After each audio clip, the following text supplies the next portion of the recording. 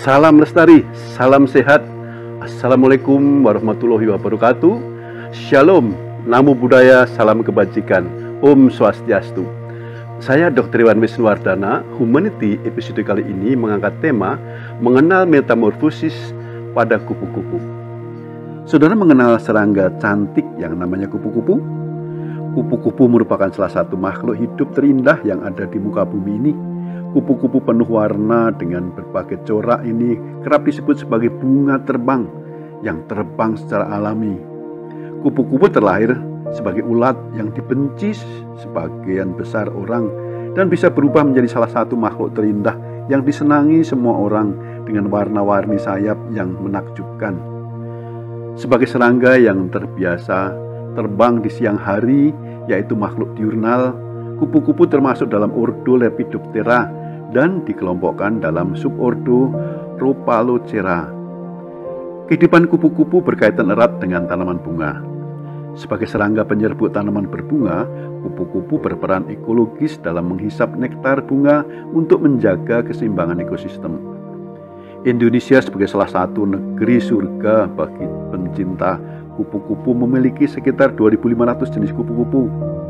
Serangga yang satu ini memiliki 4 sayap yang ditutupi sisik kecil.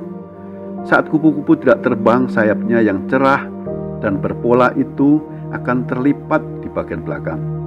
Kupu-kupu adalah serangga dengan sayap berpola yang telah mengalami proses evolusi sejak sekitar 60 juta tahun yang lalu.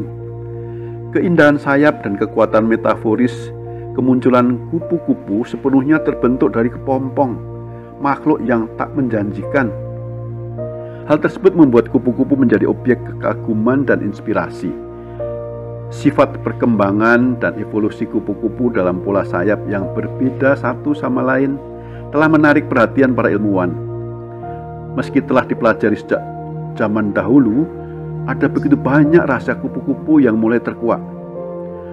Pola sayap kupu-kupu tampaknya memiliki banyak fungsi yang berkaitan dengan kelangsungan hidupnya, seperti kamuflase, mimikri, pengenalan pasangan, bahkan sinyal peringatan.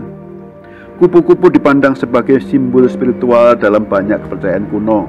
Dahulu, Mesir dan Yunani kuno memandang kupu-kupu sebagai makhluk dari alam baka atau arwah leluhur yang datang untuk mengunjungi keturunannya di muka bumi. Dalam mitologi lain, kupu-kupu diyakini sebagai simbol anugerah. Orang Indian Amerika Selatan percaya bahwa mimpi yang menampilkan kupu-kupu adalah pertanda baik.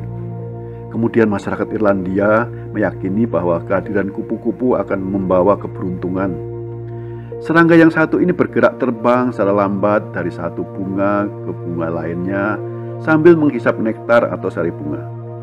Kupu-kupu dikenal sebagai makhluk berperan penting di muka bumi ini, yaitu sebagai serangga penyerbuk tanaman yang membantu jalannya penyerbukan sari bunga kepada putik bunga pada semua jenis tanaman berbunga.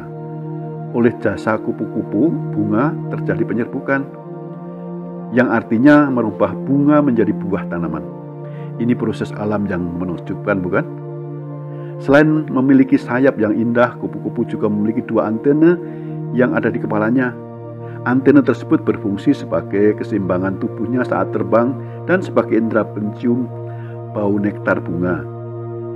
Kupu-kupu merupakan salah satu serangga yang mengalami proses metamorfosis sempurna. Apa itu proses metamorfosis? Metamorfosis merupakan proses perkembangan biologis pada hewan yang dapat berubah penampilan dan struktur mulai dari penetasan hingga menjadi makhluk dewasa.